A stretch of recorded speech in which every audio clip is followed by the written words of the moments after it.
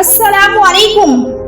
आज मैं आपको बताऊंगी खानों में नमक ज्यादा हो जाए तो क्या करें।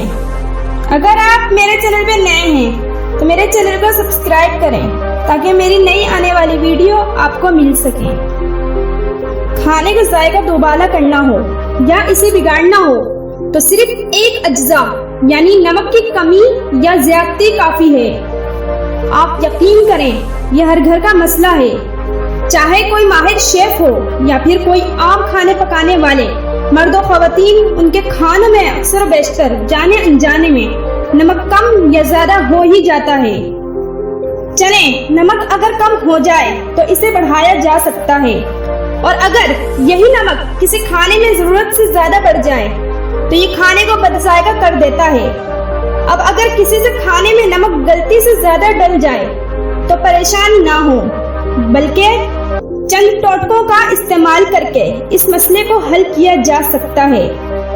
ग्रेवी वाले सालन में नमक, अगर आप किसी ग्रेवी आइटम या दाल में नमक ज्यादा डल जाने से परेशान हैं, तो एक पैन में इस ग्रेवी या दाल को दोबारा गर्म करें और इसमें गूंदे हुए आटे की छोटी छोटी गोलियां डाल दें।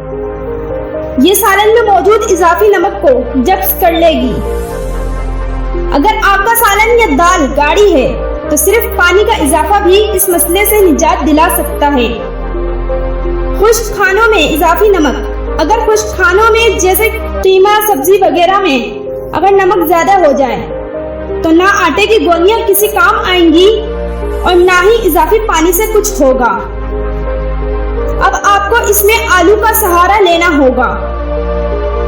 अगर खाना तैयार नहीं हुआ है तो इसमें कच्चे आलू का इस्तेमाल करें, और अगर खाना तैयार हो गया है तो इसमें आलूओं को उबाल कर डालें। आलू के बाइस खाने में मिर्चें भी कम हो जाएंगी।